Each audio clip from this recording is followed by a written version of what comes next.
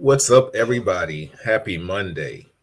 Can you believe it is January 31st? Remember, we were talking about Happy New Year and stuff like that. Now, it's a new year, and we're already 1 month in. So, I got some public service announcements and some things like that I'm going to say to a bunch of you and for you all. I hope you all are having a wonderful day. My day gets busy. It does. I can't even sit here and lie to you and tell you that it wasn't. It got exciting at the last minute. Excitement I didn't want, but listen, I'm built for it. So first and foremost, thank you all for chiming in. This is Real Talk Chronicles. I'm your host, Bill Forrester, and I have some stuff to talk to you about today. We got a good show. It's just me and you, so we're gonna kick it. If you want to join in, I'll send you the link. You can come in and talk, kick it with me. If not, you can type it and say what you want to say because I'm going to answer you and talk to you anyway. I can, and we're going to have a good conversation. I'm just getting all electronical equipment together. I have some good information for you today. Got some upcoming topics that I think you'll be very interested in. And without further ado, let's get right to it. So, first and foremost, the show is always sponsored by Miss Vaughn and what she's doing, her and her mother. This calendar is beautiful. It's one of many things that they do, but it has months. If you want to talk about February coming up, supporting Black business, that's awesome. What's up, Lewis? My brother Lewis. Jason, what's going on? I got some stuff for you guys. Lewis, definitely. And if you have some everybody, Lewis Johnson, Harlem Haberdashery, they have their thing going on. So we're talking about Black businesses in February. Definitely Black businesses, period, but definitely in February we got some stuff. We want to talk about that. Also, the Daily Arts Magazine. Am I in this one? No, I'm not in this one, but support this magazine. Good brother. He's doing his thing. I am in this magazine. This one. This is the second edition. And you want to find out about your boy? Yes, I've been in the martial arts for a pretty long time. So, also too, I want to shout out Harlem Wood Glamour. Sheila. What's going on, everybody? Hey, Malika. Malika's in here doing her stuff. Laura Penny, what's going on? Also speaking, condolences to the Evans family. I lost a good guy that passed away. I don't know why he passed away and how he passed away, but he was a good brother. He mentored me when I got to the 2-8, and I'm so appreciative of him taking me under his wing. And condolences to his family. Saying all of that and saying some more, there's a lot of topics that we got to talk about tonight. Let's run down the schedule. February 7th, we have Alvin Bragg, the Manhattan District Attorney, coming on. I'm going to repeat this. Please let everybody know. We have Alvin Bragg coming to the show to talk about his policies, what he has planned, because the mayor has definitely put it out there that he is about public safety. It seemed like Alvin had said some things that had stifled and ruffled feathers in regards to his policy and the way he wants to handle his business. A lot of people didn't like it. So he will be on here February 7th. The next Monday after that is Dr. Marilyn Carter. Of course, we will talk to her about a lot of things. And I might want to talk to her about mental illness or something else pertaining in that field, because the young lady that killed herself, I think Chesley Cressette, if that's her name, I'm pronouncing it properly. She killed herself. A mayor in a county in Delaware County, I think, killed herself, shot herself. So we have to discuss these things, and we'll talk about that a little bit later on and tonight. What's up, Stefania? What's up, Tamel? There was a shooting today at the mall a few blocks away from me. Kings Plaza. I didn't get that. Wow. What's up, Vera? Hey, Miss Green. How are you? 14-year-old shot in the leg by another teen with a machine gun. Wow. If you can, Stefania, send me that information. I'll read that on right now. What's up, Michelle? So we got people calling in from around Memphis, New York, Europe, all over the place. Appreciate you all. Florida, wherever you're calling from and watching, I appreciate it. Also, the third Monday of the month, we have Miss Melba Wilson joining us of Melba's and out of Harlem. Wanted to do something for Black History Month, so we will have Melba here, and I will interview her, salute to her about Black History Month, and just how it is to be the woman that she is. Michelle, you said you're asking for your prayer warriors to send up a prayer for my son's ship Terman. They are near Russia. Wow. Oh, so yeah, definitely sending prayers. He's in the military. Sending prayers. Everybody, please send some prayers out from Michelle Jones. Her son is in the service. The fourth Monday of the month, we have Mr. Leon Ellis of Chocolat, formerly of Mocha, Harlem Underground. He will be here discussing entrepreneurship. And, you know, I'm celebrating him for Black History Month. For those that don't know, Leon and I, when Mocha first opened, that was their first. Okay. That was Malika yelling at me from the background.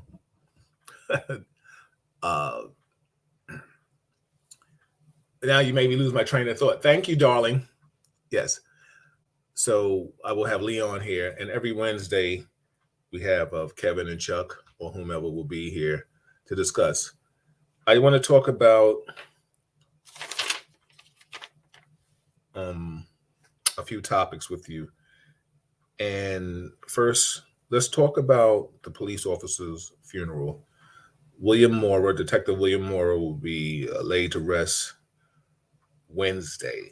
The wake is Tuesday, if I'm correct. The wake is Tuesday, so he will be laid to rest. And Detective Rivera had his funeral last week, and it was a awesome ceremony. Very touching. If any of you watched it on TV, his wife kind of took a little shot, went a little political in regards to her feelings about the DA and laws in New York City. She's a cop's wife. She's mourning. She's hurting. She's feeling a certain thing. What's up, Dave Edwards, my man? So she kind of spewed out her feelings about the Manhattan District Attorney. Some people, a lot of police officers loved it. They felt, you know, she could say what she wanted to say. She's grieving. I spoke to some, felt like she should have left politics out of that situation. Her husband signed up for that job. He was a baby, though. I mean, if it didn't touch you personally, then I don't know what to say, because that 22-year-old was me. It was anybody of color. So if you didn't have a bleeding heart or have any sympathy for that family, then I don't know. If you're still talking about after police that day, you know what I'm saying? Like, you're really a kind of cold-hearted individual. Him dying doesn't have anything to do with reform. Like, that person was just out there really ready to kill people. And that's what he did. What's up, Kim? How are you? Cheryl, how's it going? So she said what she felt about the laws. Do you think she should have said that, or she shouldn't have said that? She should have kept that to herself. But like I said, it was a very touching funeral.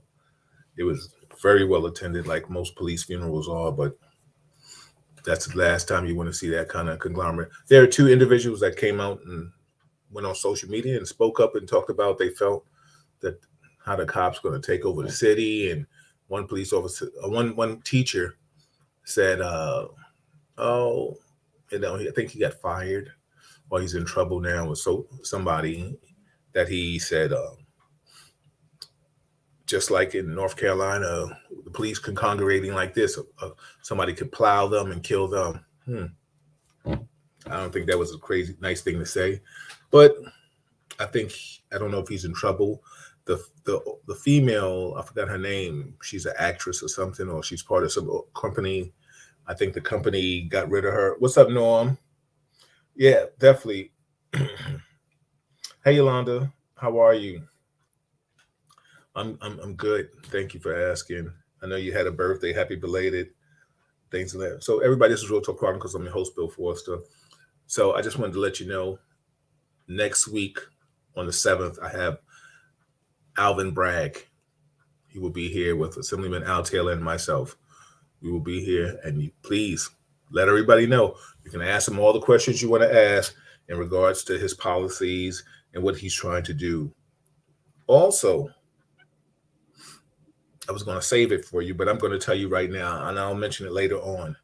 Let's talk about the case involving Laura Smith Fields. The detectives, for those that don't know who Laura Smith Fields is, she was a young lady, 24 years old, that was on a dating site, Bumble, and she met an individual. His ethnicity doesn't really make a difference right now, but I'll mention it. He's I think, a white individual, a little older, 37. And they had, I think, spoken for 3 times, known each other for 3 days. I guess he comes to her house. I don't know if they met before. And then he comes to her. They're at her house. They're drinking. Supposedly, she had 3 different types of drugs in her system. The 3 different types of drugs are related to a lot of date raping drugs and other kind of drugs in that manner, like Snoopies and stuff like that. People may know about.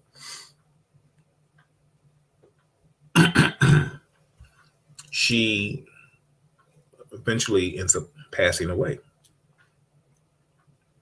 He calls 911. Police come. He tells them, "Oh, we were hanging out. We was drinking. She went outside, spoke to somebody, came back. We continued drinking, blah, blah, blah. Next thing you know, I wake up. She's not coherent or responding. Calls 911. She's dead." Okay. Can we say sounds fishy? Very. With that being said, the police, what's up, Dave? I see you in the building. Gerard Evans, his family must be in the building because we heard that you sending condolences to your family. Gerard, are you, please, we just gave condolences. What's up, Norm? But I see that your family is chimed in right now. So condolences in that regard. Please, I hope it's false. I really do. But the fact that I see that somebody in your family is on your Facebook is watching. With that being said, her family is, they get a lawyer, which I wanted to tell you, Mr. Darnell Crossland will be coming to Real Talk Chronicles. I don't have the exact date right now, but Mr. Crossland will be joining Real Talk Chronicles to talk about this case, to give you more insight on this case. So, Lawrence Smith Fields, 24 years old, meets a 37-year-old man, and he's at her house. She eventually passes away. The medical examiner says she ODs. Three different types of drugs in her system, which are affiliated with date rape. The police department, they don't take the man in for questioning. Come to find out, this individual is cop friendly. I don't know if he had friends in that police department that kind of didn't deem him necessary to interview. The two detectives that were involved in this case right now have just been put on administrative leave. What's your take on that? Stefania said, while this man is highly suspicious, we must also be honest and say that she made a lot of poor judgment calls. As a woman, we need to be extremely careful when meeting up with people you meet online. Never bring them to your home. Yeah, I get that. I'm not going to throw kind of salt or dirt on somebody that's deceased right now. I totally get. I mean, why? Can we say at 24 we've all done silly or stupid things? Yeah. I don't know who she spoke to in regards to this. I don't know what it was. I don't know if it's infatuation or anything. I don't know. I can't even speculate why she had this individual come to her house. Maybe they met out somewhere and then they decided to come back to our house. I think we've all may have had one night stands before. I don't even know if it was that point. There was semen found in a condom. There were other pills found in this place. And this man was let go. How crazy is that? You know what I'm saying? So there's a lot of things that we need to find out about. And so I'm gonna, yeah, they definitely dropped the ball, Cheryl. They definitely did. So you're totally right. She should have never brought this man back to her house. You're meeting on dates. We could talk about that too. That's a little preventive maintenance what we need to do in regards to ladies. If you're dating on these sites, you're gonna meet up. Some people may still feel like it's kind of taboo, embarrassing, but there isn't anything wrong with telling somebody, well, okay, I'm meeting Hot to Trot 7, and his real name is so-and-so, and this is his cell phone number, and I'm going to meet him at so-and-so place, and keep the person abreast of your movements that night. And gentlemen, you could do the same thing, because you can meet a woman and think you're going to meet sexy too, and next thing you know, she taking you somewhere and you run across, you didn't know she had an ex his name is Mad Dog. Like, oh shit. Hey, you think you going back to the house to play games and So like you said, Jason, this might be a cover-up. So like I said, the lawyer, Darnell Crossland, will be on the show in the month of February. Trust me, I will squeeze him in some way, somehow. He will be on here. Cabra, what's going on? I Google all dates as soon as I meet them. The catfish is real. Thank you. That's what's up, cuz, and you got to. Because people, Amir Sealy, what's happening, brother? Kevin Grace is in the building. So just for everybody that's chiming in, February 7th, I'm having Manhattan District Attorney Alvin Bragg on the show. In the case of Laura Smith Fields, I will be having her lawyer, Darnell Crossland, on in February to discuss this. The 21st, I will have Melva Wilson on in celebration of Black History Month to give us some love. And the 28th, I have Mr. Leon Ellis of Chocolat, formerly of Mocha and Harlem Underground, on to celebration. And of course, every Wednesday, we have Kevin and Chuck. we might have some different things too. I think I have Lenny Green coming on and Indy coming on in February too. So Stefania says, Bill, what do you think about people roasting her online because of a few of her posts? The specific post of her saying that she doesn't date black men. I don't care. People are so malicious. In a world of trying to find love, who am I to tell you who to date and who not to date? You know what I'm trying to say? And a woman's dead. Like, so, you're right, Stefania. There might be some people out here that'll say, oh, she may have got what she deserved. How can you say that? Like, really? Who are we to say what's attracted to one another person? I can't. A lot of these people probably out here that's talking about, what's up, Amir? You're more than welcome to join in tonight if you want to. Anybody, if you want to join in tonight and kick it with me about any topic, holler at me, shoot me a text. I'll send you the link. We can chop it up. I'm not going to be on long, but I got topics I want to talk about.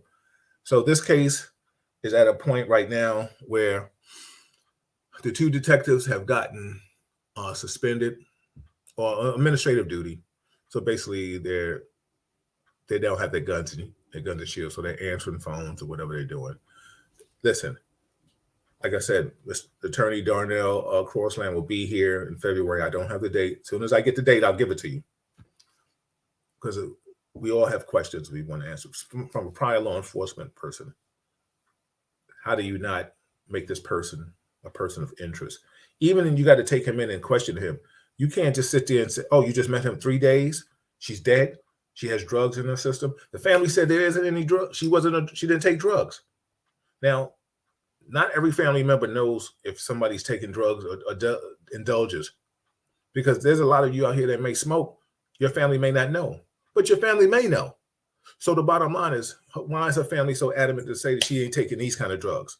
And these kind of drugs, these are not the normal drugs of a functional, like a relaxing, person of relaxation, leisure drugs. These are not the normal drugs, not for the average person. The average person is not taking like kind of Snoopies and date rate drugs. You may take weed, some coke, some, we not. Most people of color ain't taking meth and shit like that. So let's not get it twisted when we start talking about what she took and what she didn't take. Yeah. She had the man come to her house. Wow. Maybe she really was digging him. I don't know if they met and she was really feeling this dude. I don't know anything about it.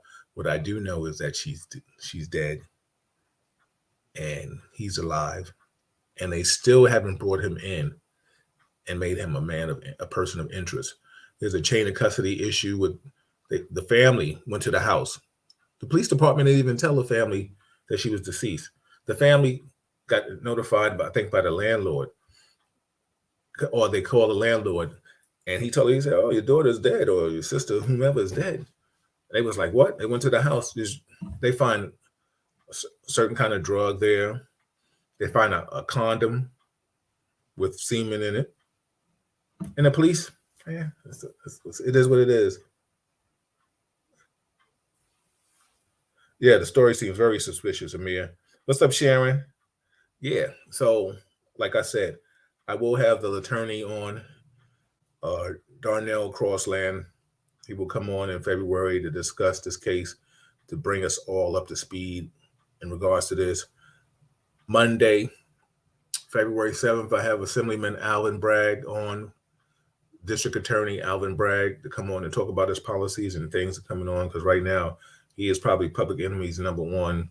Everybody dislikes him because of his policies and what he said he's not going to prosecute or things to that magnitude. But I wanted to hear him out his mouth. I was a supporter of him. I know him personally, consider him a friend, but we need to find answers. I don't want to see anybody robbing somebody at gunpoint, but because they didn't shoot, it's deemed a misdemeanor. I don't want to see anybody robbing Dwayne Reed or any supermarket, and then when they get stopped, and they get arrested, they're not going to prosecute them because listen, people just getting lost. I had a conversation earlier. Vera said the detectives were on different cases. 2 Black women died the same day, and both investigators were botched. Lauren Smith Fields and Brenda Lee Rawls. Yes, for those that people don't know, Brenda Lee Rawls was another Black woman in that area that was found, I think, came up dead, right, Vera? And they didn't do anything about it. Stephen Van Patten, what's going on, my brother? How are you?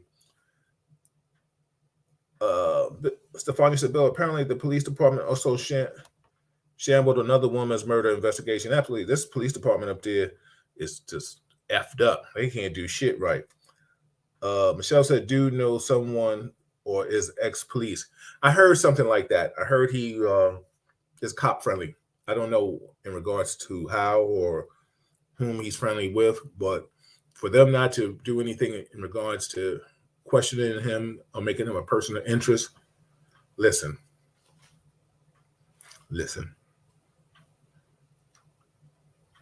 Certain things don't have to quack like a duck to walk like a duck. If it walked like a duck, that damn thing might be a duck. You know what I'm saying?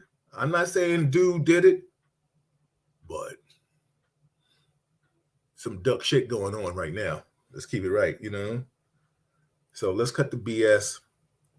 Cops, handle your business. And see, you know, we live in a world where we don't want to start calling colors, you know, pulling a race card. But come on now. That was a white woman. Shit, man, listen. They be interviewing everybody. Everybody.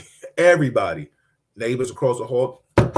I, as Detective Foster, or your neighbor down the block. Yeah. Mm-hmm. What happened? Did you see anything? Did you hear anything? None of that. They didn't even pick up the condom. How do you leave a condom at a police, at a suicide, whatever it was, at probably a homicide scene, and you leave a condom? And then, you know, you have some people talking about, oh, well, the ME said it was, you know, OD. Okay.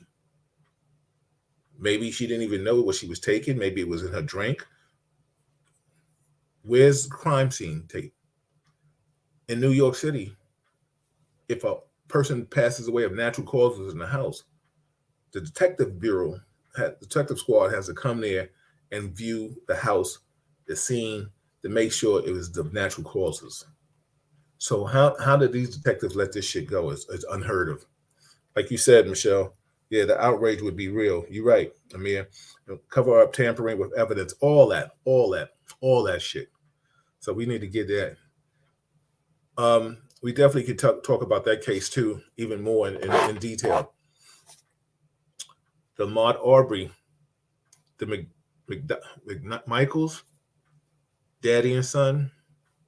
The family is outraged because they're trying to cop a plea deal to do Fed time for the hate crime, and then they're trying to, I think, pick the federal place where they're going to do it. So for those that don't understand what I'm trying to say is that they took a plea deal so they can pick a Fed time where they're in kind of cushy, maybe protective custody. Not that Feds is softer than state, but listen, them boys didn't want to go to state.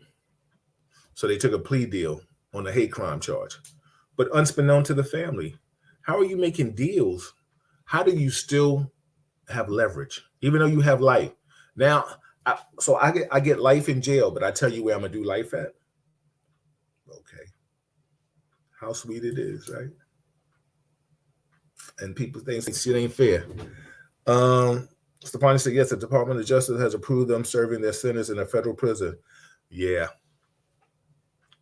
You know, we people always try to say, let's be fair, right? How can we be fair when you're not fair with us? That's all. Let's just keep it 100, everybody. You know, it was denied because the judge wasn't having it. Okay, thank you. What's up, Nemi? I know, Nemi, you had a birthday too. Happy belated. Well, that's what's up, Kev and Jason. The judge said shut it down. Well, judge was definitely adamant and felt a certain way about. Uh, they felt like that was a modern day lynching. So thank God. So yes, on Monday, February 7th, I'm going to reiterate this because I want you all to tell a friend and let them know. Monday, February 7th, I will have the District Attorney, Manhattan District Attorney Alvin Bragg on the show. And I know a lot of people have a lot of questions about his policy right now and how he's going to try to hold his position. In regards to Lisa Smith Fields, in February, I will have her lawyer, Darnell Crossland, on. You're welcome, Nemi. Bill, you know, as a former law enforcement, that there is a chain of protocol that we follow when we arrive on the scene. You block off the area and hold everyone for questioning. Absolutely. So the fact that this dude was, I mean, they questioned him and he was like, yo, like, it was almost like you meeting your friend, the way they seemed like they questioned him. And I'm not trying to make the joke of this shit, but I got to keep it real. It's like the way they questioned him was like, okay, we meeting each other for dinner. I'm meeting Cab, Norm, and Jason and Nemi for dinner, and I get there and I'm like, yo, where's Nemi? Oh, he's coming. He said, he said he'd be a little late. Oh, okay, no problem. We'll wait. Like, you get there and a woman's dead. You call 911. She's found to have drugs in her system. Her family says she didn't take drugs. Right? You sitting there, semen in a condom, another little kind of pill, a drug on her, and the family found this. The cops, oh, condom. I'm not touching that. You said, the gentleman said he didn't have sex with her. Wow. She's dead. You only known each other for 3 days. You know? You met on a dating site. Now, for those that, I'm going to date myself. For those that are old enough to know, remember that movie with Diane Keaton, Looking for Mr. Goodbar? If you remember the movies, remember how it turned out at the end, right? I don't know if this is something like that. Michelle said, like the little white boy that just got off. Absolutely. You know, this is why a lot of times people of color have so many problems with certain things that are happening, because we just want fairness. You tell us, don't bring up the past. How can we not? Because it's still being shown in our face that the system only works for those. You know what I'm saying? So, we got to keep that in mind. Cheryl said, there's no sense of urgency because she's a blonde hair she's not a blonde hair and of certain demographic. But what do I know? Absolutely. Kenny Harris, my man, is in the building. What's happening? We could definitely talk about suicide too, about the Chesley Christ. Is that Crissette? Chesley Crissette. Like Norm and I was talking about this. Like, yo, Kenny, and out here, I think a little further in Delaware, I think the mayor shot himself, committed suicide. Listen, everybody, let me just say this before we go any further. I don't know what anybody's going through, but trust me and believe, I'm sure you can find somebody to talk to. And how about this? This is my declaration. If you can't, try to talk to me. My man Norm and I, we've talked, right? We've had discussions about this stuff. Come on, there has to be somebody that you can reach out to try to have a conversation. This woman was beautiful. Chesley Crissette. She was a beautiful woman, man. And I mean, Miss Pageant, Miss USA, got a job on Extra. She was conscious. She was a lawyer. 30 years old. You figured she has the world. I don't know what kind of demons that were eating at her that you're gonna, and I hope, what do you say? Suicide, murder. If it's suicide, 29 floors out of a 60-story building. Wow. Wow. I think Kenny, I'll find out. Malika was telling me somebody, or her mother was telling me somebody in Delaware or in the PA area killed herself. What's up, Mark? I see you in the building. It's all good, Mark. Just to let you know, we having I'm gonna say it again for everybody. I always will definitely let you know. Monday, the 7th, we're having Manhattan District Attorney Alvin Bragg. Have your questions ready. Have your questions. Also, in the case of Lauren, excuse me, everybody, Lauren Smith Fields, we will have her lawyer, Darnell Crossland, on in February. I don't have the date.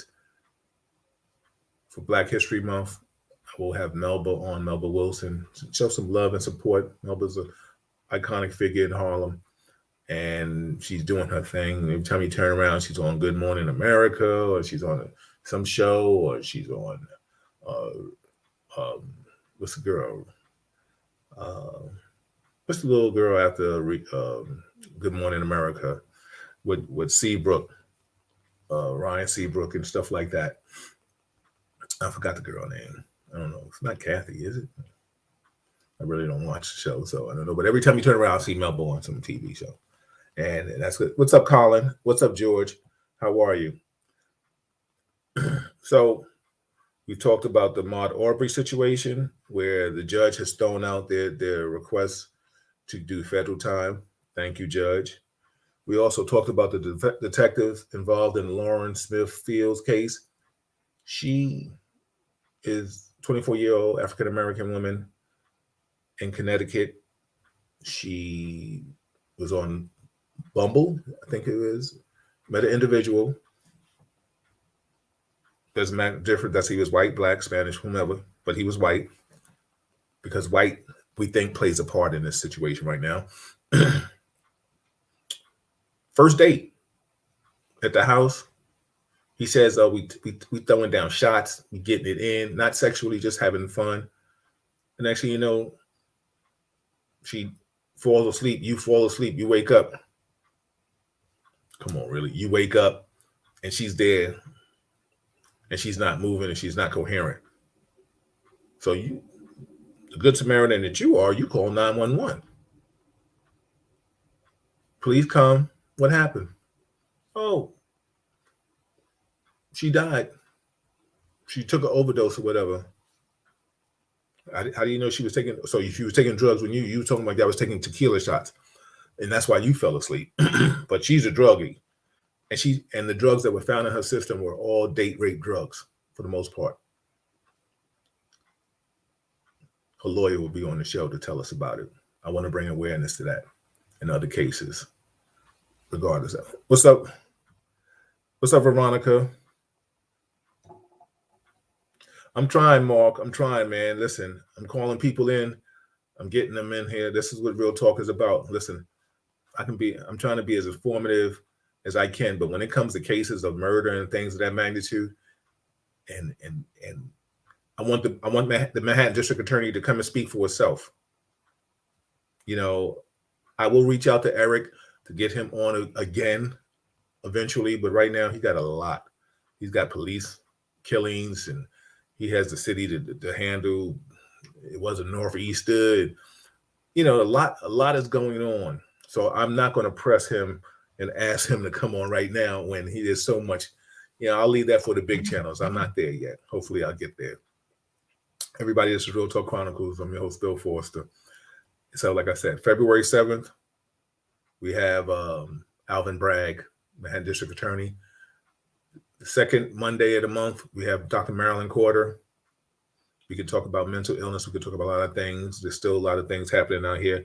But due to these suicides, what's going on, please, people out there, you know, my man Norm and I, we was chopping it up the other day. You know, when we talk about mental illness and things of that magnitude, sometimes you just got to reach out and kick it with somebody. Hey, Yvonne Rodriguez, how are you, sis? Um, Shout out to the 2-8 family, former 2-8 family. We lost a 2-8 member. His family must have been chiming in tonight watching. So Gerard Evans, RIP, my brother, definitely excellent person. So we also discussed the police officer, Detective Rivera, who was killed. Excuse me. His wife gave a very touching speech at the funeral, and she kind of took shots at Alvin Bragg. Some people thought that was out of place. It was a funeral. She felt it was her time to say that. Yeah, definitely, Yvonne, very sad about all the loss. So, like I said, I do have him. That is my big news, definitely starting off the end of January and the beginning of February. We have him on next week to talk.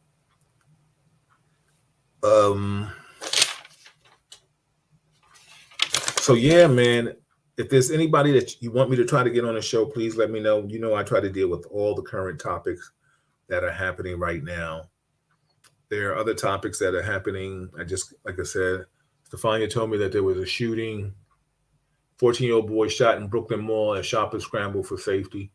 The hell is going on there? Which is crazy.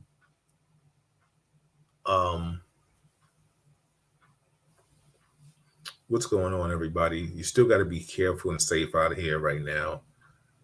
Carjackings, it's like the new things. I'm a personal believer. We got to go back to reprimand it. You know what's so funny? Let me ask you all this question. What do you think parents would do or feel if your child was caught in the commission of a crime and then you got charged with that crime too? I bet you a lot of parents be whipping some ass again. You know what I'm saying? Be like, what? You're not going to go out here and do something that's going to cause me some kind of... Because parents were held accountable back in the day when I was growing up. It was a reflection. If you were cursing and your neighbor told your parents that you were cursing, because I grew up in a village, and the village was multicultural, and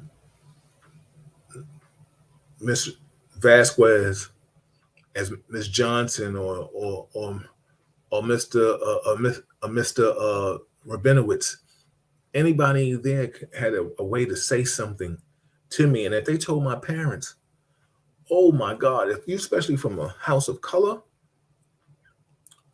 that your parents said, Joe, you embarrass me? Miss So-and-so had to tell me that she was out there doing something. Ping, pong, boom. What do y'all think about that?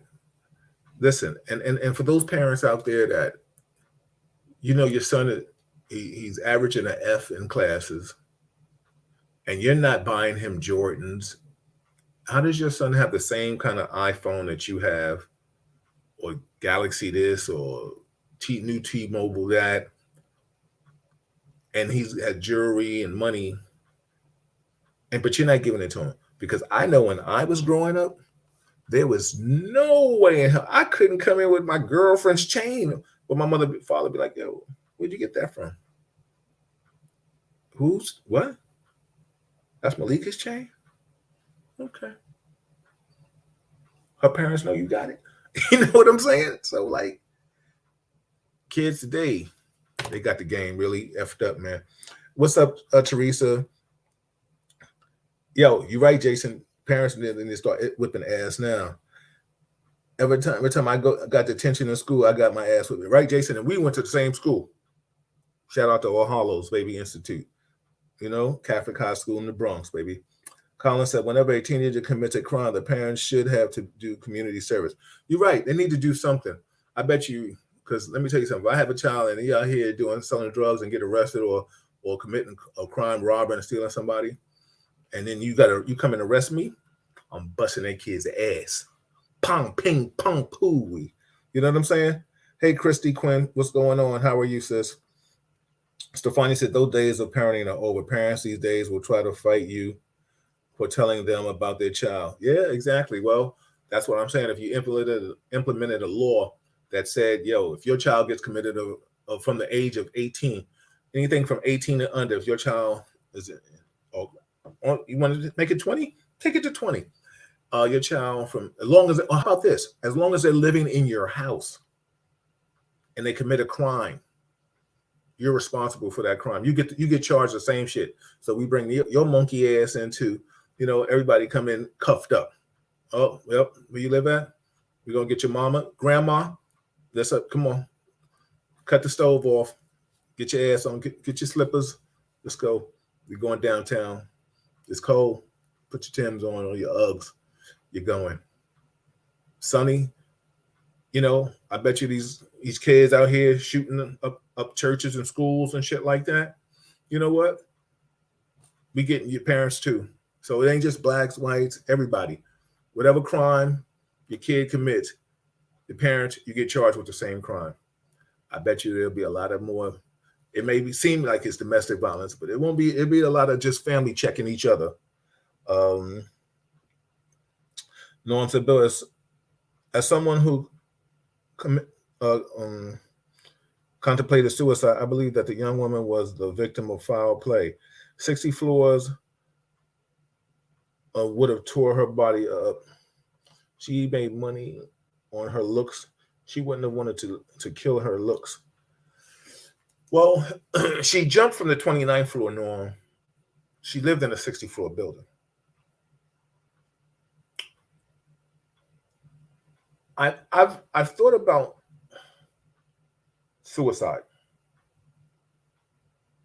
Right? I don't know. That's why I'm going to ask the doctor when she comes on.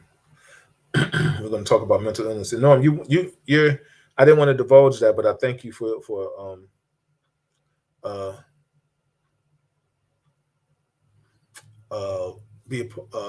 you want to come on and talk about what it's like to try to contemplate committing suicide, because firsthand. I mean, I think we all at one point we're like, I hate life, I'm gonna kill myself. They're like, no, I'm not doing no shit like that. You know what I'm saying? But to actually take an action to do it. Now, I don't know what it's like. A gun was accessible to you. Maybe was that the reason why you tried it with a gun? Her looks were her gift and her curse. I don't know. I have no idea. I don't know, what goes through one's head to make them want to do that. You can enlighten us on that, Norm. You really can. Always willing to talk. You're always willing to come here and give us some insight on stuff like that. For anybody out there, if you are having some kind of problems, please reach out to somebody that you know. Reach out to me.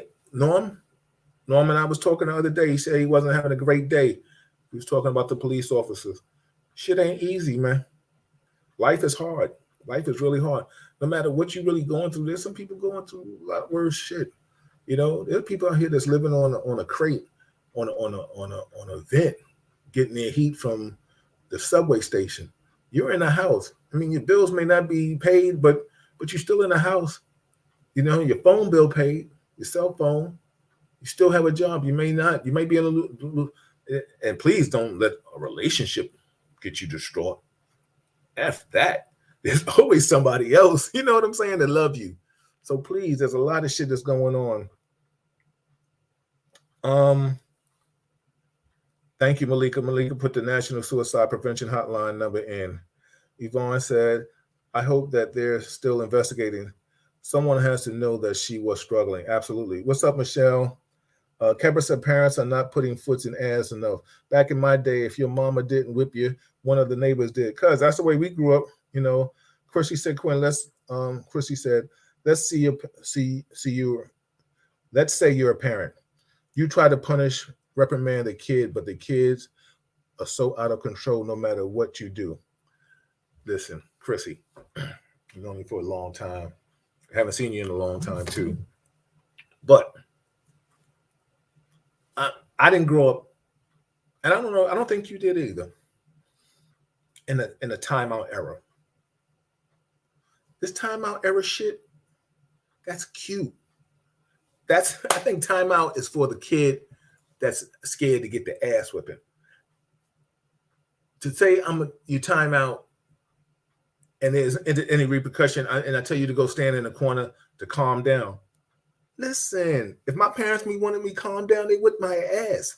And Chrissy, I'm not directing strongly at you. I'm just talking about this, about what you're saying. What would you do if you have to reprimand a child? Hey, Harriet, what's going on? Come on, man. If we're at these ages of, and I'm going to be fair, 40, 42 and over, because anything over 50, you got your ass beat or collared. And we all know what that means when you're collared. When your shirt got wrinkled up and you got chinned up and your fist, you was like, okay, you know what collared mean. And you might have got pop pinged and then collared and shook.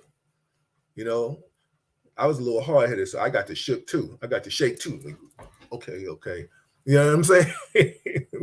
So that's what happened. That's what I'm saying.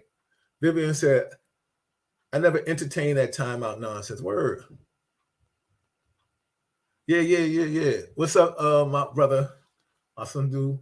Yeah. Listen, man, you got Sharon, you know what I'm saying. JC says, I have a 9-year-old. She knows I don't play. Absolutely, man. Sure. Miles about to be 10 years old February. He know I don't play. I'd be like, what? I don't play that timeout. Oh, no. Listen, where you active is where you get it, B. Come on. F that. So, it's for the grandparents to spoil kids. But it seems like we have more grandparents raising kids, which might be a little problem. Like I said, you got a child that's coming home with new jewelry and new sneakers and clothes, and he's not going to school. You haven't spoke to a teacher since that little bastard was in grammar school. We got a problem right now. And you're telling me that you're not responsible for that? Listen, I'm gonna talk to the mayor myself and say, let's start holding the parents accountable for shit like that. Let's come out with a law and get some legislators to start writing some laws. If your son or daughter commits a crime while they're living under your roof, you should get charged with that crime too. I bet you there'll be either a lot of homeless children or crime will go down considering when we're talking about the youth. Because these are the ones that are robbing, committing crimes amongst each other, killing each other over girls, texting and sexing and shit like that. Yo, come on, man. I was just on the phone today with a school teacher that, and they called and asked me my advice and opinion on it. The kid, I don't even know if the teacher is listening tonight. The kid, one of her students, was in some kind of group text, group texting, snapping. I guess we call it snapping. I don't know what they were doing. She say something, somebody said something, and then they said something back, and then they start talking about her mother or grandmother that's deceased. She mouthed off, other person mouthed off. She brings her mother, her mother's brother or husband, or her father and the father's brother, and they came and they whipped the kid's ass. Stomped the kid out in school in Brooklyn. Really? That's what we doing now? Parents are beating kids' asses? You beating somebody else's kid's ass? You know what the fuck would happen? Excuse my French, everybody, if you touch my child. And the fact that you think you can come to the school and beat my child's ass. And then when a teacher tried to break it up, they told the teacher, you can get that smoke too. What do? Now you got adults acting just as wild as children, and children acting wild. So the kids are getting into home. Come on, man. F out of here with all that nonsense. Chrissy said, I was just saying, as far as having the parents doing community service, I'm just saying, what if no matter what you're doing, the kids is still out of control? Why should parents suffer too? In that aspect, I agree. Because let me tell you something. If your ass is bad, your ass is bad. I get that. But then maybe there's be some documentations. Because there's going to be a chain of command. We all know, as we can all gauge people, and somebody, first time somebody's a liar, you'd be like, yo, you didn't say that. You said that. Oh, Then you see another pattern and be like, yo, now Chrissy and Bill both say you're a liar. You're now you get another pattern, you're a liar. Listen, now everybody knows you're a liar. The same thing with, little Petey, you acting a little silly. Okay, PD's doing this because school is going to have records of bad behavior. Everything has to be documented. Now, do I think if the child is just bad like that and there's documentation, then no, parents should not be, because the parent is in working with schools and law enforcement to try to rectify the situation. I'm talking about this kid that's just a menace to society, and the parents know about it, and you'd be like, yo, where's your son? I don't know. He don't listen to me. What you mean he don't listen to you? He don't listen to you. Nah, he come home when he want to come home, and you let him. Oh, the door's not locked. Oh, yeah, I don't want to get arrested because if I lock him out, F that badass. You know what I'm saying? That's what I'm trying to say, Christy. Not your fault. Maybe she said, Yvonne said, if a disciplinary letter came home from school, beware of the consequences at home. Ass whooping definitely on the agenda. That's what kept us straight. Absolutely. Chrissy said, maybe the parents should get fined. Maybe something like that. Something got to be thought about. So Fanny said, that's what you call ghetto trash. Absolutely. Vivian says, I've been saying that same thing for school behavior. These kids say my parents ain't going to do anything. They are absolutely correct. Most parents expect teachers to parent their children. Listen, that's very true. So Fanny said, this is why I say the parents of today are lost. Most are crazy as hell themselves. Yeah. Let's see. Colin says, as a parent, you're legally responsible for them until age 18 or when they're departed your home. Yeah. Chris said, yeah, I hear you. I guess she's having a conversation. Stefania said, Living God said, you're absolutely correct. A lot of parents use school teachers as babysitters. Absolutely. Let me tell you something. When I was teaching at the Harlem Children's Zone, and when the kids would do something, they would be like, Sensei, so-and-so, the teachers would come to me, and the parents would come to me and tell me if their kids were doing something bad. Martial arts wasn't a place of punishment. Now, did I ask the kid? Now, I had a way of dealing with a kid that was disrespectful to his parent or the teacher. I absolutely did. Because, see, unlike today's schooling, if you make a child do multiple push-ups or something, that's torture. What kind of shit is that? Right? See, that's the beautiful thing about martial arts and gyms and things that, it's a dictatorship. So yeah, I can make you do multiple push-ups because you was talking back to your mother. Or I can make you fight all the kids in the class because you got a big mouth. I can. And you're fighting all the kids. You're tired? So what? Keep your hands up. Shut up. How about that? Don't talk back. That's the beautiful thing about discipline. You know what I'm saying? Mark said, too many parents are looking the other way when it comes to their child. The gang stuff is crazy. I didn't have that pressure growing up. Some of these children are born into this stuff. And certainly not all children, but this is absolutely, you're absolutely right. You hear all the time about kids. Wait, like Stefania sent me the thing. What is a 14-year-old boy doing with a machine gun? A machine gun? At 14 years old, I was still playing Atari with the little man. Boop. And I watched that slow ass ball hit that screen. Boop. And I hit it back. Boop. And I was telling my man, then it started speeding up on like 8 boops. And then you know what I'm saying? Or the games had evolved. But listen, come on, man. 14? I was just trying to find out, run, catch, and kiss. I was trying to chase the girls. They was fast. I couldn't catch him, but I got fast. You know what I'm trying to say? Kevin said, I remember our school, the teachers knew our parents personally and would call your house if you got out of line. Exactly. Yvonne says some kids are just a product of their environment. Absolutely. Absolutely. You know, black, Spanish, white, whomever. If your kid is bad, he bad. Listen, I don't want to hear about little Petey was always a loner and this motherfucker's wearing black at 7 years old. Why is this kid just wearing black? And now all of a sudden he got eyeliner and shit, and then he's sitting in the corner talking to himself. You know, this little motherfucker crazy.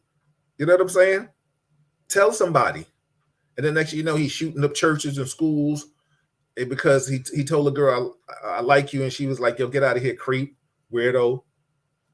This little motherfucker been weird for years, yo. And you know, little Melquan and little Jose, if they've been bad, striking matches, the shit, starting fires in schools, and now all of a sudden everybody going to school and they still on the corner.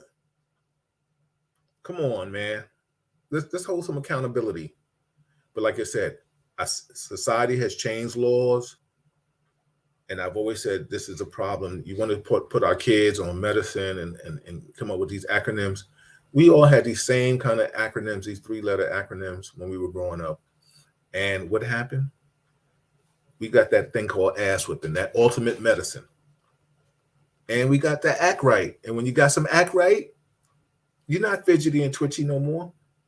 Listen, everybody here, everybody that's on this podcast right now, black, white, Spanish, whomever you are,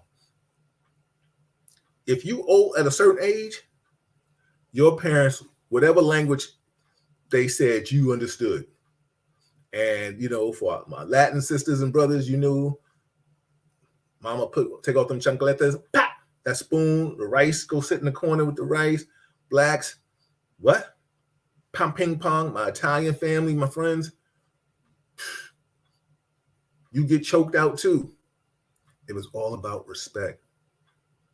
This is not a ethnicity thing. This is just this generation. People talking back of a whole different backgrounds. But the one thing that's universal is this. Once you put some hands on somebody, you give them some act right, everybody understands an ass whipping. I mean, am I wrong? Am I right? What do y'all think, man? You know what I'm saying? Trent Brown is in the building. Real OG.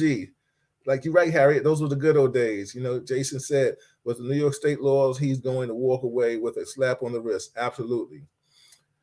For those that chiming in, like I said, this Monday coming up, February 7th, I have Assemblyman Al Taylor will be here, but we have Manhattan District Attorney Alvin Bragg here.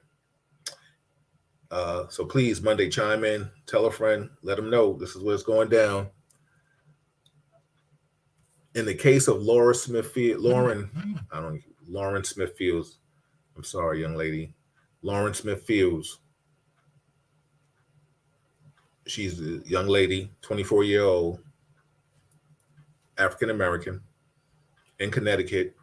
She met a young man, old enough, 37, on a website,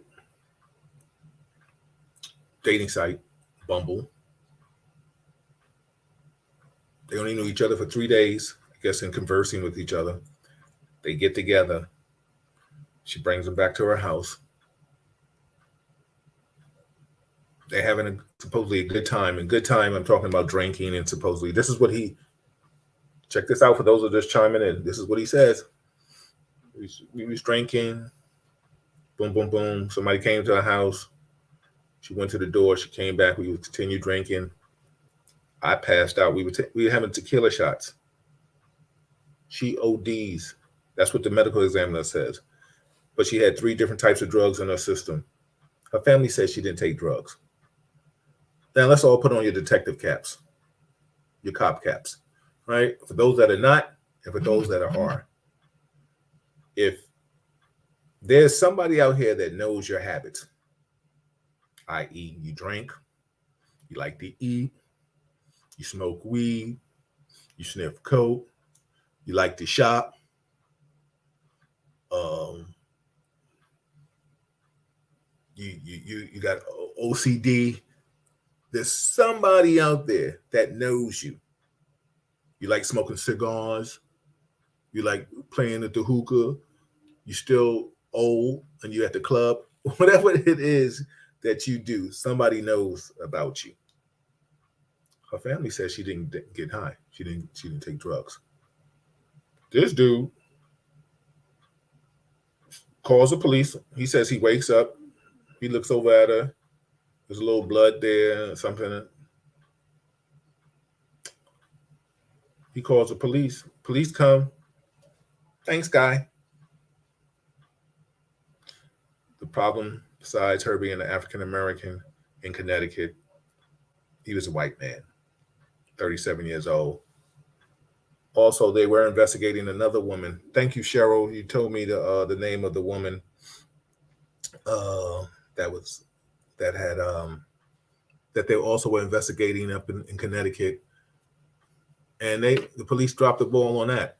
So we have a lawyer coming on the show in February. I will give you the date as soon as I get the confirmation. I'm waiting for the email back, and I will tell you so you can all chime in and we can all get some solution to that case ourselves. Let me see. Am I reading? I don't want to misread. I'm looking at from two different things. Harriet said, but we have respect for our elders. Absolutely. Mark said, I said ship in the school and Sister Rita, but soap in the mouth. Call my mother and got an ass beating from saying ship. My moms didn't play, not for wiggle. Today these kids get away with murder. Absolutely. Vivian said we were told to kneel, sometimes kneel on rice. I know that. That's a Spanish family discipline. Listen, if you don't have a Spanish friend and you don't hear about that story, I've seen the shit. You're like, oh, rice? See you later. Bye, Jose. I'm fucking out of here. I'm not kneeling on that hard, that rice, that bag. You know what I'm saying? And what about the big spoons, right, Vivian? Come on, man. Listen. Hey, Pandora, what's happening? Sharon, I see you in the building. Chrissy said, that's the scary thing about online dating. You just never know who you're meeting. You don't know. You don't know. You know what's so funny? It is, but you figure that's the interview. You know what I'm saying? Online, and then you get to know them. Because you don't know who you're meeting if you meet them at a bar, right? But, you know, it's a process. I think we've all done stupid shit. Maybe one night stands or taking somebody, you know, you feel comfortable. It's obviously she must have asked this man to her house, 24. It's cold. Maybe you're like, what are we going to do? Cities, pandemic. Maybe she should have shut the date early, cut the date off early and went home and just Zoomed each other. I don't know, FaceTime. God forbid, I don't know what's going on. Also, you know, we're talking about the Chelsea Cressette suicide. We got to talk about that, everybody. That's another elephant in the room. Stefani said, oh, Bill, did you see the two nurses in Long Island that got arrested yesterday for selling vaccine cards and inputting the people's info into the database? Yes, I did. Lady, I'm just trying to say ladies, not you, Stefania, but people. Why do you spend money? I mean, just think about this, everybody. Why do people spend money for a vaccine card when you can take it and get it for free? Okay, you don't want to take it? Stay home. Do the precautions. Do what it is. The worst thing the government ever did was tell people when they first came out that if you take the vaccine, you'll be all right. You won't catch COVID. That's the worst thing that they said. And people have held them responsible for that ever since. It's almost like you're dating somebody in the beginning and you catch it. You say, oh, where are you going? Oh, I'm just going out for drinks with my friend. Okay. And then come to find out your friend sees you with a girl, or your boy sees your girl with a guy. And then you come to find out, you be like, yo, what happened? What's going on? And you're like, oh, I was just with a friend. Well, what a friend? Come to find out it was their ex. See, now you're a liar. It's the beginning of the relationship, but you're a liar. You with the person 7 years now, and then the person talking about, I'm going out. Where you going? I don't trust you. You're a liar. Da da da da da. I haven't lied to you from the whole relationship, but you hold that against them. We know some people, we dated some people like that. Some of us on here might be like that. Listen. Kind of ease up off the government with that. Now, trust me, I get it. This damn vaccine shit every year, but you take the flu shot every year. I don't know. The yin and the yang. Right now, just got to play the part. I'm just trying to be alive. I just don't want to catch this shit. But now, if you catch it, if you take the vaccine,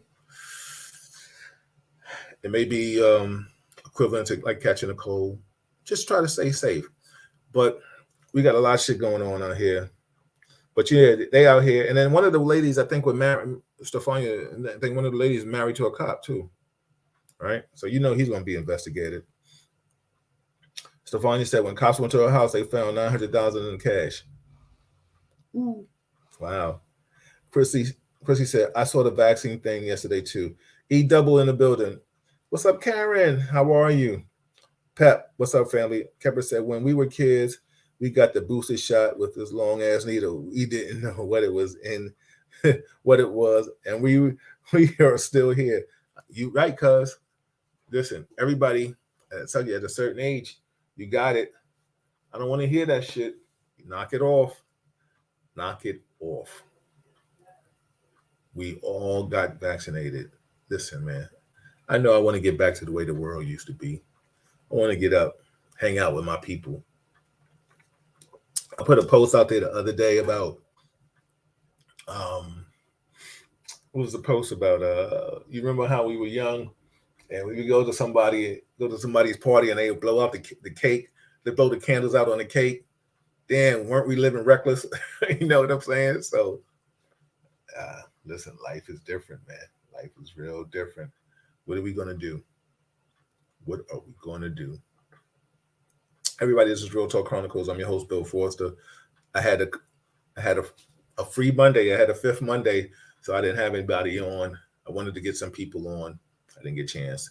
Wanted to give a shout out to Michael Sledge, Look Up, martial artist. He has a documentary coming out. Phenomenal.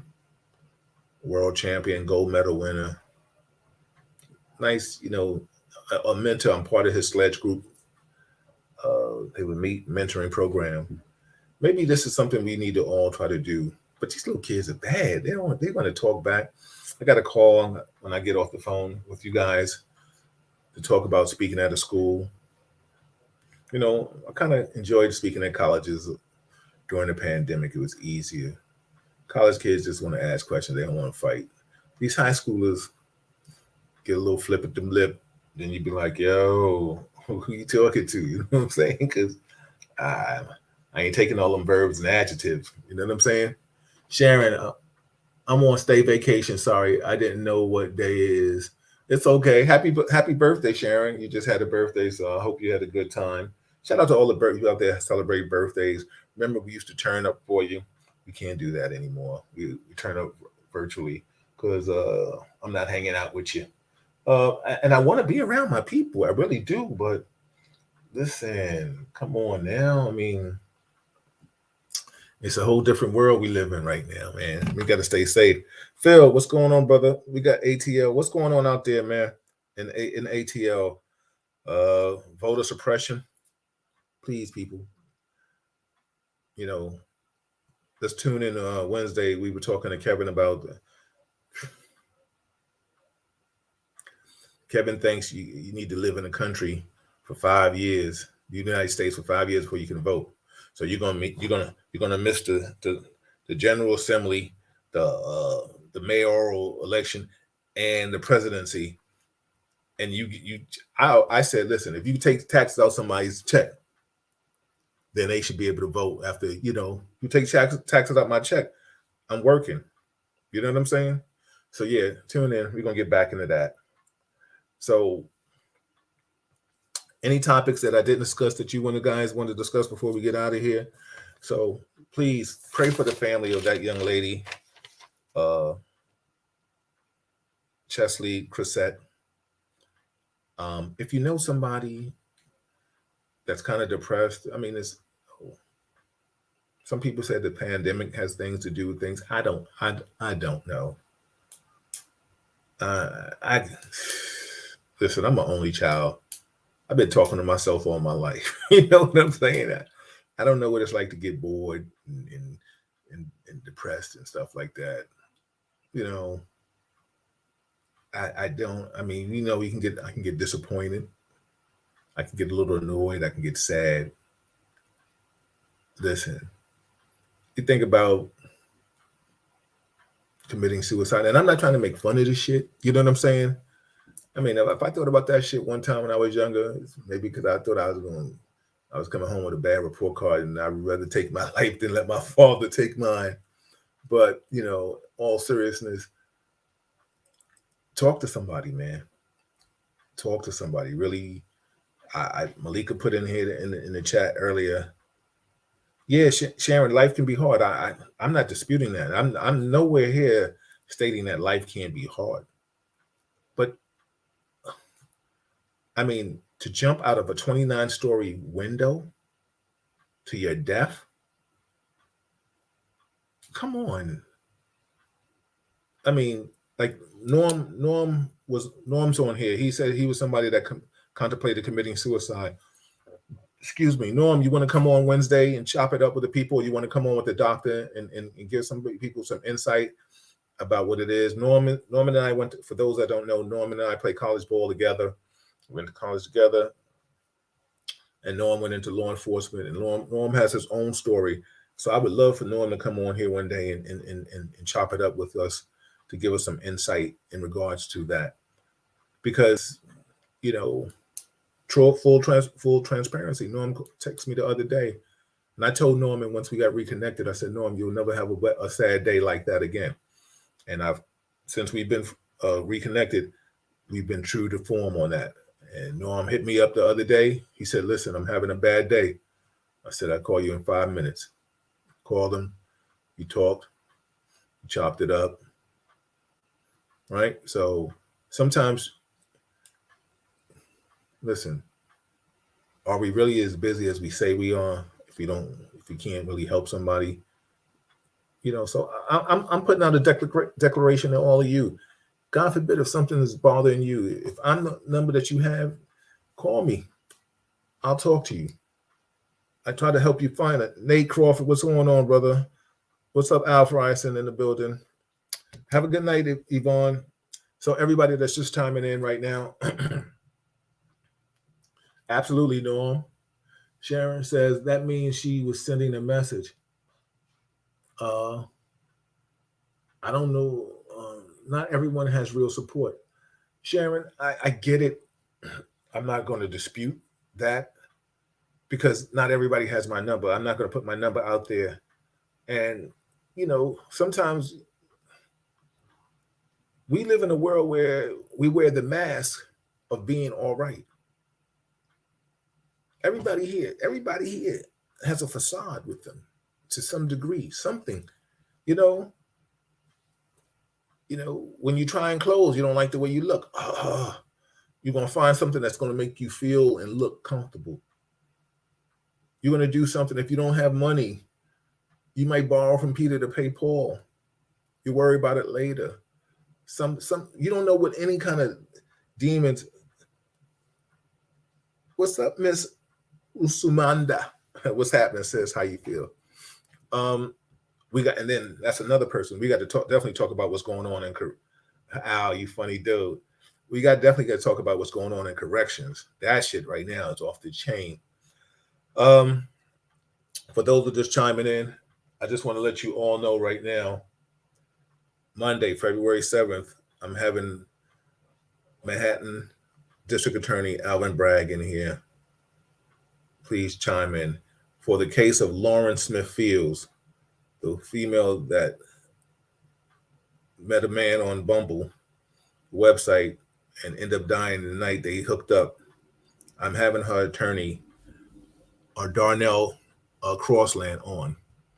Also, too, we're having Melba on the 21st, Black History Month, and then we're having Leon Ellis of Chocolate, Mocha, and Harlem Underground on. And of course, the second Monday of the month, we have Dr. Marilyn Quarter.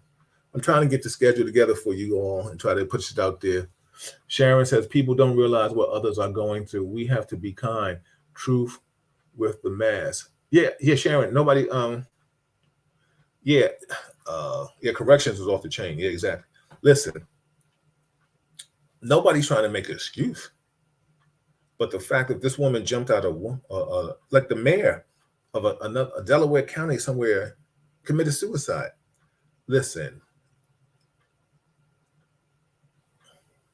maybe all of us here be like, I ain't doing that shit.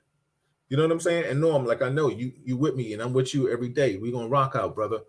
But you don't know what people are going through. And with that being said, the only thing you can do is extend your hand. Now, if you know your hand is effed up, then don't extend your hand. Because the last thing I need to do is call you when I'm depressed and I call you and you make me feel worse. Then I'd be like, oh, why'd I call this dumbass? You know what I'm saying? So, I mean, if you know you're not built to be an ear, then don't extend the olive branch. Extend the hotline number. But I've been an ear all my life. And then I picked the right ears to talk to if I've ever felt like I needed somebody. But listen, please, like I said, if you know you damn near bat crazy yourself, don't be talking about call me if you need help, because you're going to call me and depress me. And I'll be like, you probably make it all right, because I'll be like, I'm mad now. You know, I call your silly ass. And now, look, I knew I was better. I was better off talking to somebody else. So you're right. Maybe you spared my life. I'm going to call somebody else, not with your silly self. What is happening? I didn't know that. Stop, look for people online and deal with yourself. Hey, Harriet. Awesome. Yeah. Okay. Love them. Yeah. How did management before? What do you mean? Oh, I ain't never felt like committing suicide. So I don't know. And like I said, I tell everybody earlier, I'm an only child. Give me the mirror. I talk to myself and shit. I'd be like, oh, parents be like, yo, what you doing in there? I'm talking to Billy too. And shit. They be like, who? I guess my parents say, yo, go ahead, little nut job. You know what I'm saying? I had toys. You hear me back there, la, la, la, la, la. Okay, listen. Only children, we entertain ourselves. Shit. You know, you got brothers and sisters. I'm probably one person to say I'm kind of glad I ain't got no brothers and sisters. I'd probably be fighting them. We probably wouldn't be speaking now, you know. Anyway, shout out to all the people that got siblings, you know, miss them, love them. Sharon said, it's true. I'm an only child too. Yeah, man, you know, you got to entertain yourself sometime, man. So listen, but I said, the moral of the story is if you know somebody that needs some help, I mean, we all get consumed with our personal lives. Like, you know, you call, I can talk to Al, I talk to E, you know, what you doing with the baby or doing in the front of families, you know, Cab, she's doing something. Sharon, you know, you on your birthday tour. What's up, Chris? I see you in the building.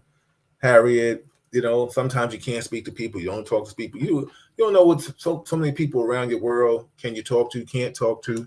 Family, husbands don't want you to talk to them. Husband may be jealous. You call your friend. Hey, what's going on, Harriet? Who's that? Who's talking about? That's my childhood friend. Why are you talking to him? Okay, won't talk to you no more. I'm just saying, sometimes you know, you think you can talk to your family. You can't talk to your family. Sometimes your family might be the damn problem. There is somebody out there I'm sure you can talk to. There really has to be. Please, you don't know who you can talk to.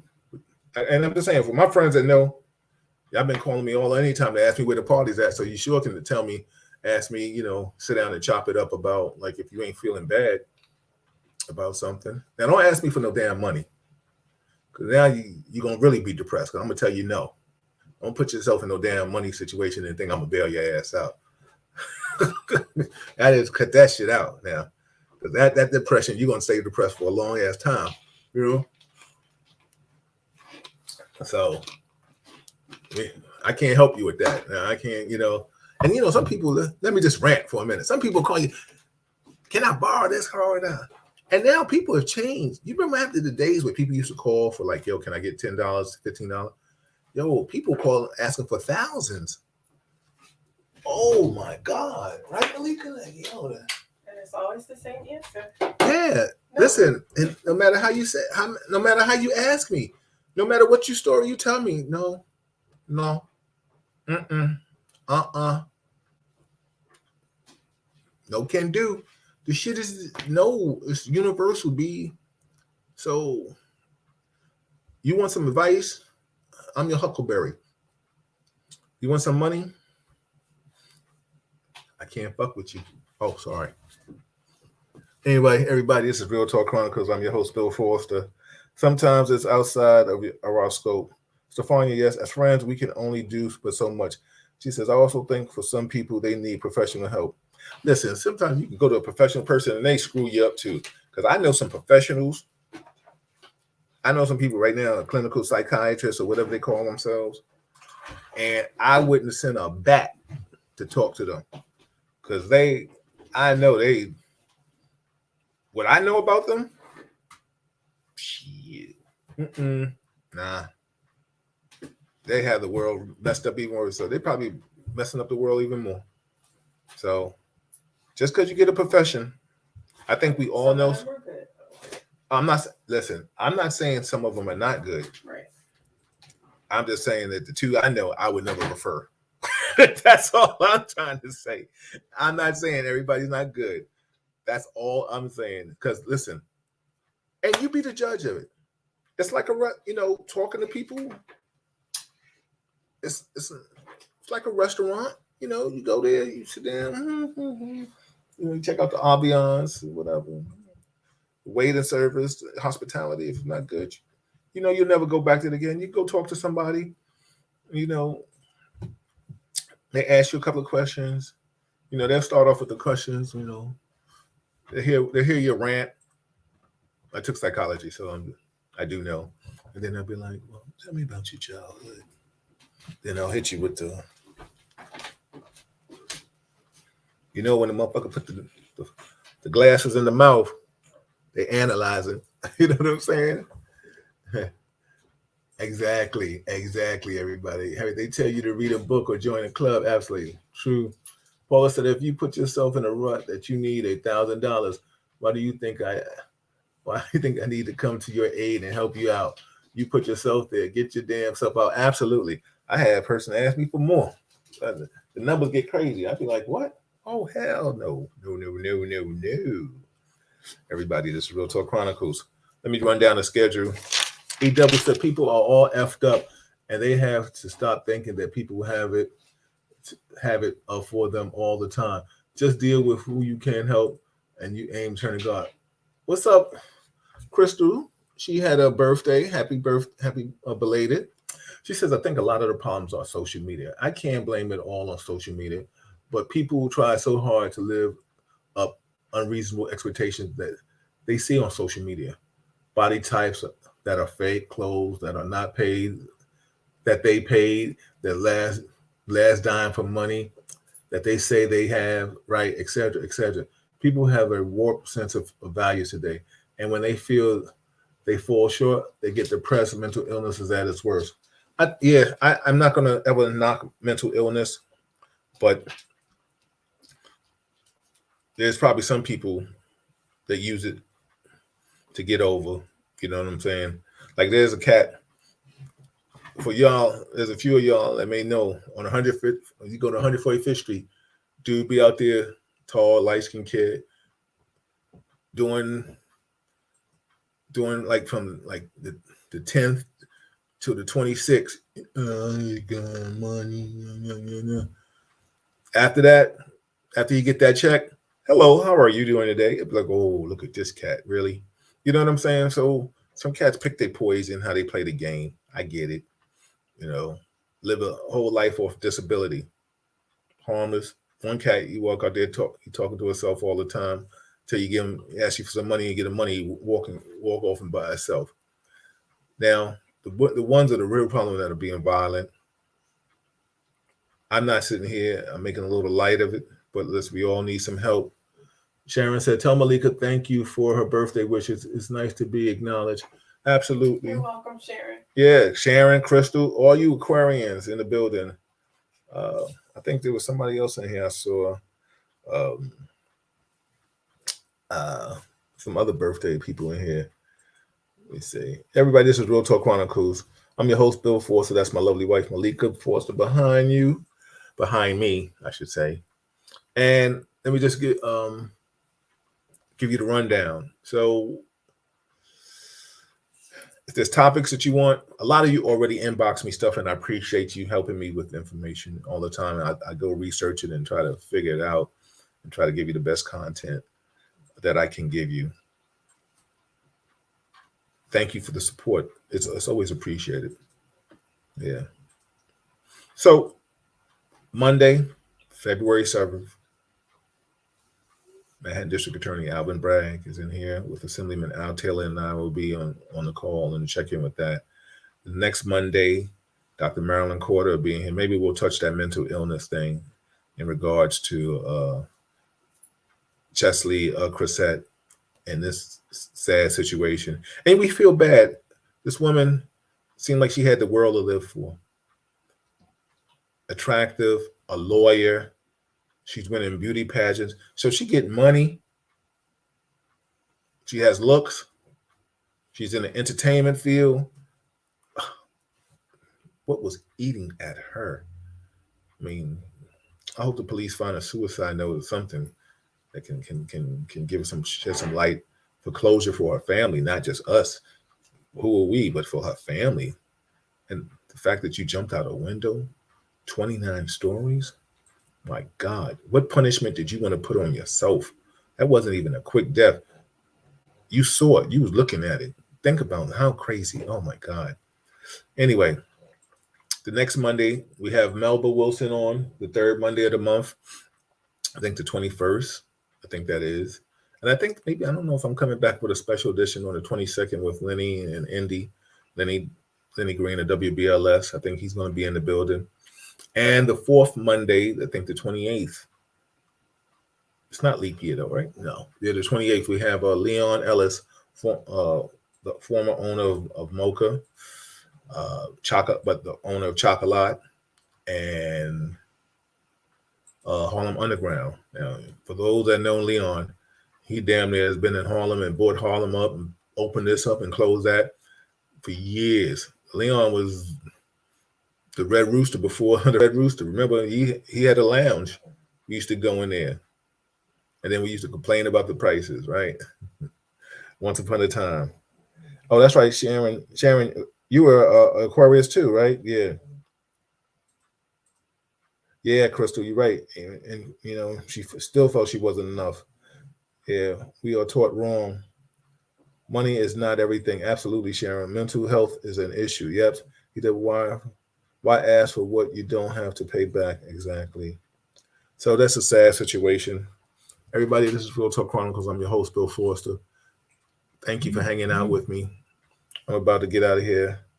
Thank you, Iman. We got to find. We need to talk offline. Holler at me. We got to get some correction officers. We got to find out what's going on in Rikers.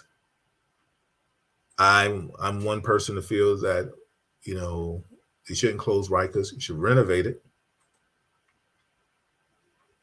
But and then like I heard, just like everything I hear, the officers are not equipped, able mentally or physically able to handle the job. Too many laws have changed that inmates get away with stuff. But when you're in a place and the inmates is kicking your ass, that's a problem. If just like with the police officers dealing with the people in the street. If you getting your behind kicked by the people that you're supposed to protect and serve, nah. Night, Harriet. Exactly. Stefani said Rikers is going to be a luxury condo. I can't wait to see the transformation. I can't wait to see it. You know, everybody, send me what you want to talk about. Colin said, "Hey, Malika. Hey, Colin. How are you?" Exactly. Everybody, let's keep in touch. Stay safe. Be careful. Oh, well, good. Well, let's talk offline because you know that's the way I can get the information from some of my correction officer family. You know, bye, Chrissy. Yeah, let's talk offline. That way I get my information. Harriet said, "Hi, Malika." Hi. Stefania said, "Malika, I got a drink for you." Just water for me, Stefania. Yeah. Me. Alfonso said, "Rest in peace, Gerard Evans." I spoke about him earlier. And definitely, you know, so yeah, shout out to anybody that's going through some stuff. Please, like I said, talk to somebody. If, you know, check on somebody, check on a friend, at least, you know, good night, Sharon. So yeah, just do something. Do something nice for somebody, not yourself. Selfish ass. No, let me stop. It's true. It's just heartbreaking. I can't stop thinking about her, and I had never heard of Chesley before. Right. Yesterday, I can't stop thinking about it. Can't stop thinking about her. Mm-hmm. But just praying for her family and God. Yeah. Paula said, "Hey." Hey, Paula. Crystal said, "Hey, beautiful Malika." Hey, Crystal. Yeah. I'm blessed too. And shout out to you, Bill Foster. You're the only person I know who can just literally sit and talk straight. Only child shit, yo. I mean, you have plenty of company, good company. You kept him right. good company the whole night. But shout out to you. Thank you, darling. Mm-hmm. Good night, everybody. We talk to you later. Bye. Be good. Oh, you want to, before we go, you want to talk about anything? I mentioned it earlier though, about the magazines and the. We got a lot of good stuff. We'll do that next time. Okay. Good night. Night. Bye.